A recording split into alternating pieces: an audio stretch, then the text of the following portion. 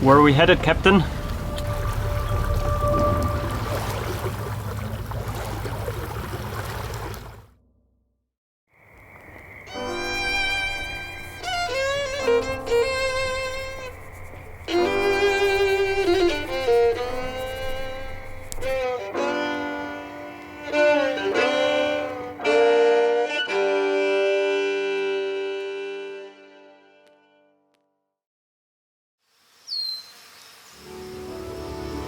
This is the shed where Aladino and I spend almost all our time.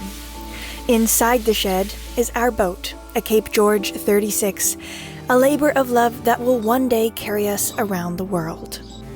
We bought this boat sight unseen, without ever having sailed it or any other Cape George 36 until now.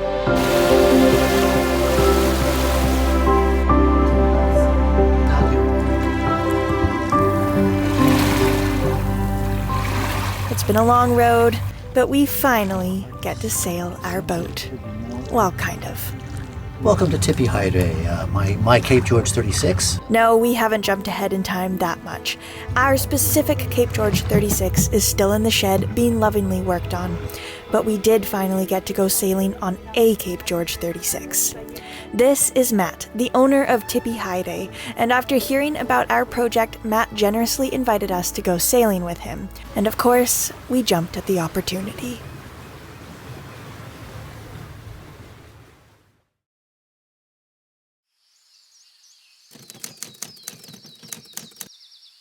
So today's the day that we're going sailing on a Cape George 36 for the first time in our lives, which is kind of crazy considering we've spent so many months at this point restoring the Cape George 36 that we have in the shed. I'd be lying if I said I wasn't a little nervous. Nervous because we have invested so much time and energy and dreams and hopes into this boat without knowing for sure how it feels on the sea. We did a lot of research on different boats when we were looking to buy one, trying to figure out which one would best suit us. And from our research and what we read and talking to other sailors, these Cape George boats are an incredible balance between speed, seaworthiness, comfort, all wrapped in a really beautiful design. And we were pretty sure that we wanted a Cape George. But when this boat particularly came up for sale, we had not yet had a chance to sail a Cape George. And still to this day, we have not sailed a Cape George. And we've pinned a lot on this, and we're 99% sure that the boat is going to feel like how we want it to feel, which is stable, strong. We want something that's not too slow, that will perform well in light winds, which we have heard that this does. But we don't know any of that for certain. There's still a 1%. And that 1% is about to be answered when we go meet Matt and see what's in store for us.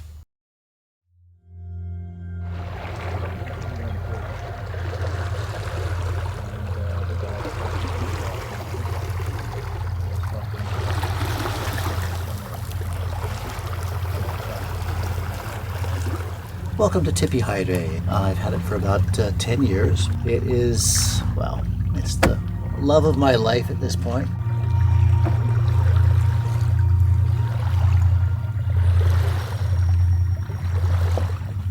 It's ghosting along in no wind right now with Aladino at the helm.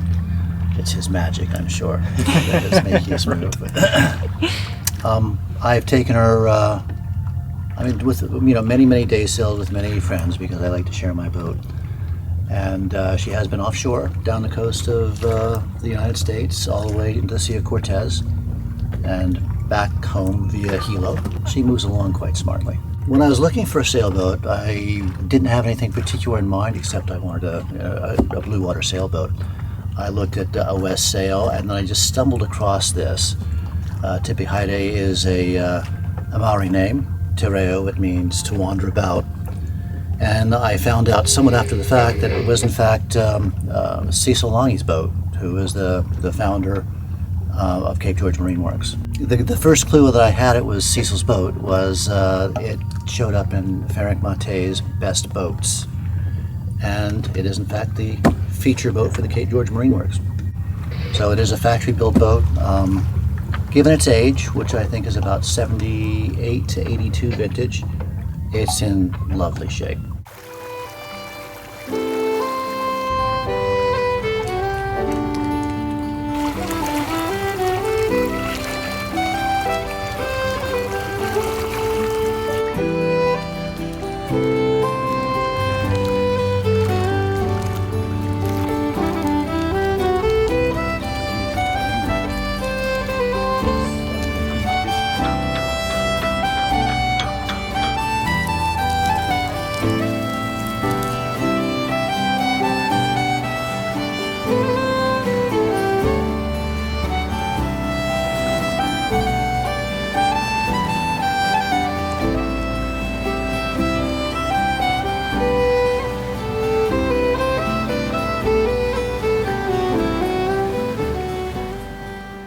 Getting to sail on Tipihare was invaluable not only to get a feeling for the boat, but also to get some ideas and inspiration for how we'll set ours up. Because Tipihare is a yard-finished boat, she is built to the high standards that the Cape George yard adheres to, unlike our owner-finished version, which is a bit rougher around the edges. From her smart and elegant interior to the sheer simplicity of the sailing performance, we were trying to commit every detail to memory.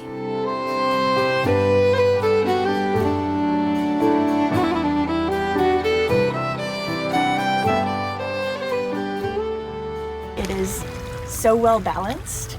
You can just take your hand off the tiller. Like, there's nobody touching this right now. It just sails itself. Our hands are off the tiller and it just keeps sailing in the direction that we set the sails for. There's very little weather helm and it just tracks. And right now the water is really, really calm and flat.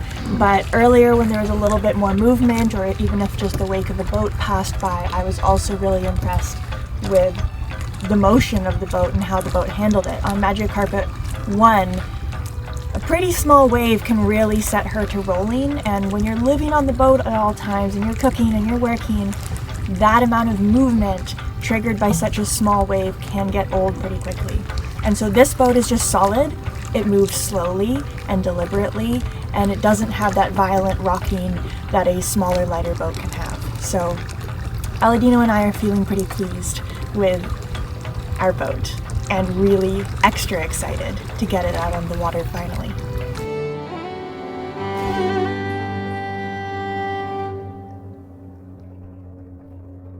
Yep, so far we were totally enamored. The Cape George was a smooth and low-maintenance ride. We didn't need to constantly adjust course or fight weather helm or trim sails, or any of the things which are fun for a weekend regatta, but are exhausting when you're trying to cross an ocean. The boat just sailed, as if it had some innate knowledge of how to do so, undeterred by waves and even, seemingly, undeterred by very light winds. It's not so steady from that direction.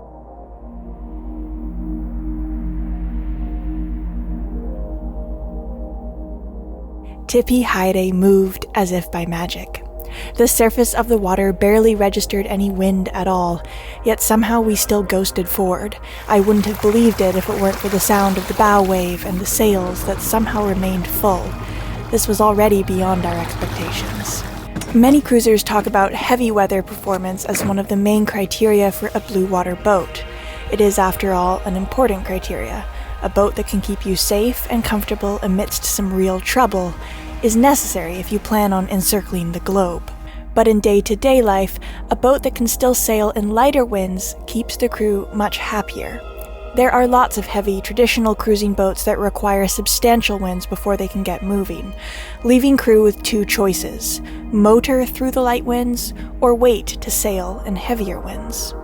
Motoring is never on a sailor's agenda if they can avoid it, but if you always have to wait for strong winds to lift the anchor, then you also inevitably end up sailing in churned-up seas, and you get a lively and perhaps more uncomfortable ride.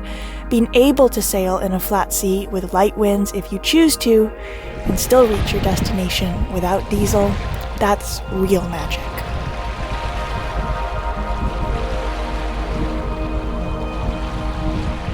Woohoo!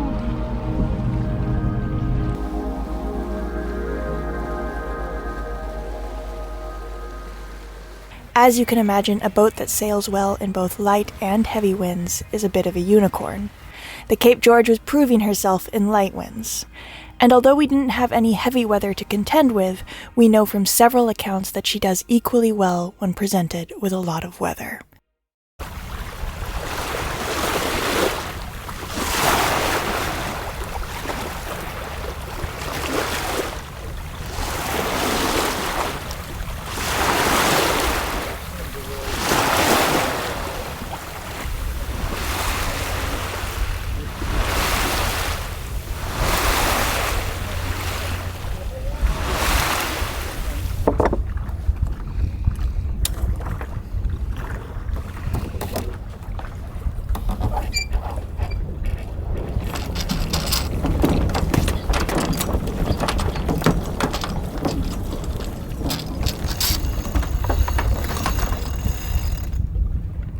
There were a few things to get used to. For example, because of the cutter stay, it's actually better to roll the head sail in and out when tacking to avoid chafe.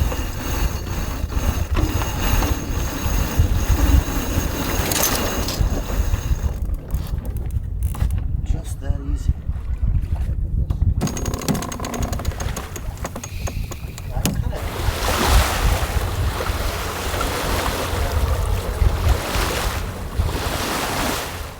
I think, needless to say, Aladino and I were elated.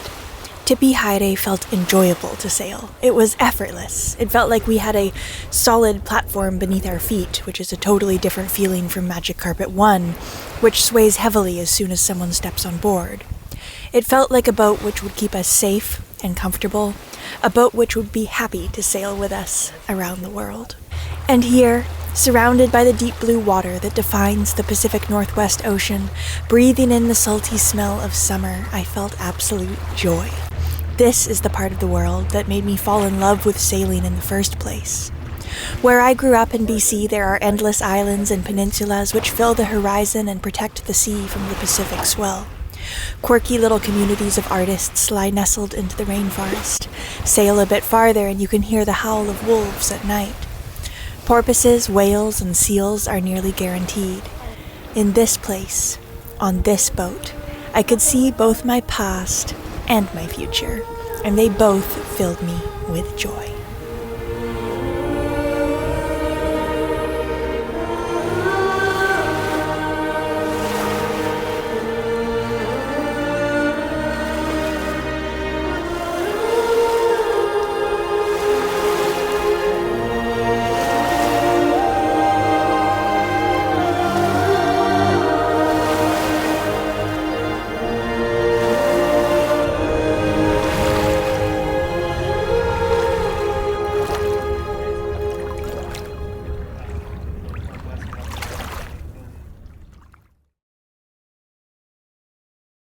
So we're back from our first trip on board a Cape George. By the way, we really don't recommend doing this, buying a boat and working on it for several months without even ever having sailed it. Like, don't do that. I thought the recommendation is don't go sailing. Oh, no, not that. Definitely do that.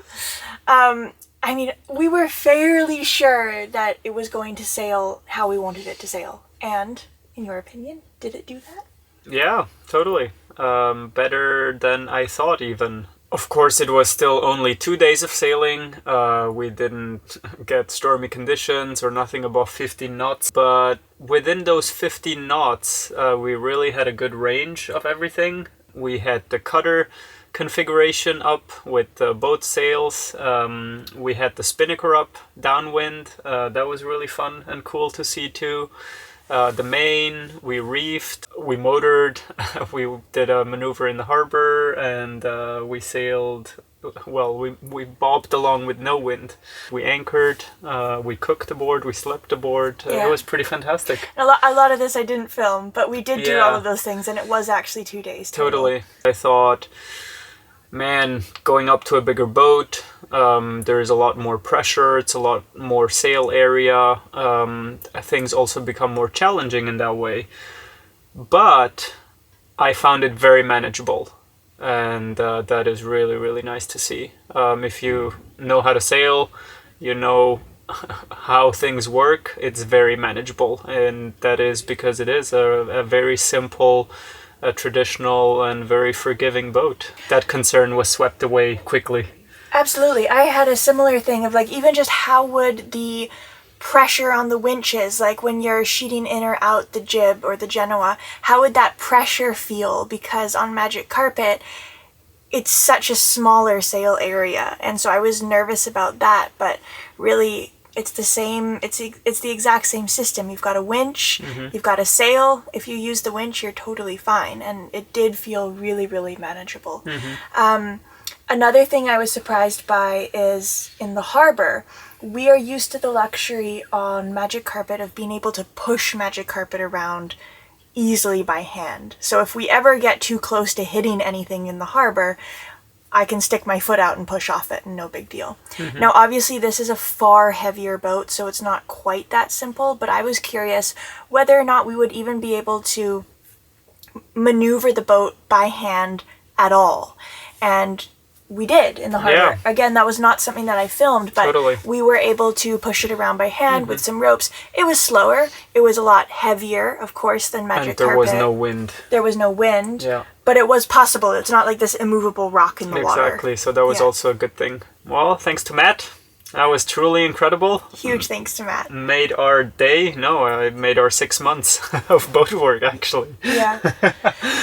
Matt was an amazing host, too. He was so nice, and we just had so much fun the whole time. Yeah. He made us a beautiful dinner. He let us try out everything. Yeah. He was there to help when needed, but he let us, He gave us practice free and range. try around. Yeah. Yeah, totally. And I don't like to be too intrusive with the camera when I'm on someone else's boat, because actually to film these videos the way that I normally film them is really quite a lot. It's quite intrusive. The camera's always there. It's always in my hand, which when you're sailing on someone else's boat is not pleasant, especially when you're just meeting that person.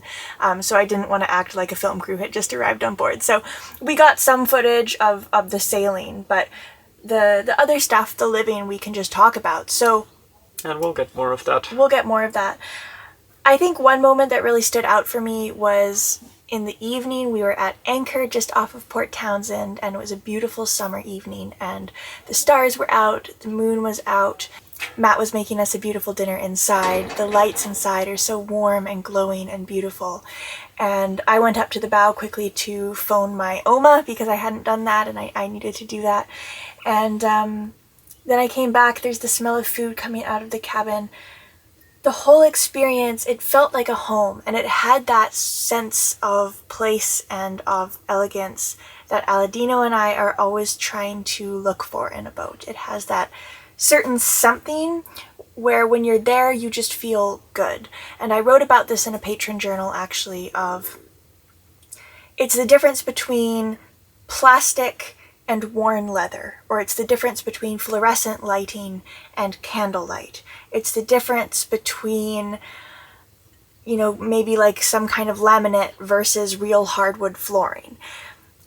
There is an indescribable difference about it, which just makes you feel good when you're around it. And this Cape George, it has that certain something that makes you go, oh, I'm in a pleasant space that has been purposefully created, and it feels good. It puts me into a frame of mind that is really, really wonderful. And Magic Carpet 1 does that same thing. Magic Carpet 1 has that same sense of beauty and magic. And I really wanted to maintain that with our second boat, and I think we've gotten a boat that has that. I couldn't agree more. That beauty comes with maintenance, though. So Yes. back to work. Yes, so on that note, we shall get back to work with renewed energy and excitement for our project, and a renewed feeling of worthwhileness. I don't know if that's a word, but I think you know what I mean. Like, we have purpose, and we're working towards a thing that we really want, which is, we knew, but now we really know it. All right, thanks so much for watching, Thank everyone. you. And I'll do the wrap up quickly. Thanks for watching. If you enjoyed the video, please do give us a thumbs up, leave a comment, subscribe to the channel, and hit the notification bell. A huge thank you to our patrons for making all of these episodes possible. We feel so lucky to be able to share these stories with you and to continue evolving them as our lives evolve and our project evolves. And a special thank you to the folks whose names are now appearing on screen for always going the extra mile to ensure that Magic Carpet keeps being produced. We'll see you all next Friday. See you next Friday. Thank you.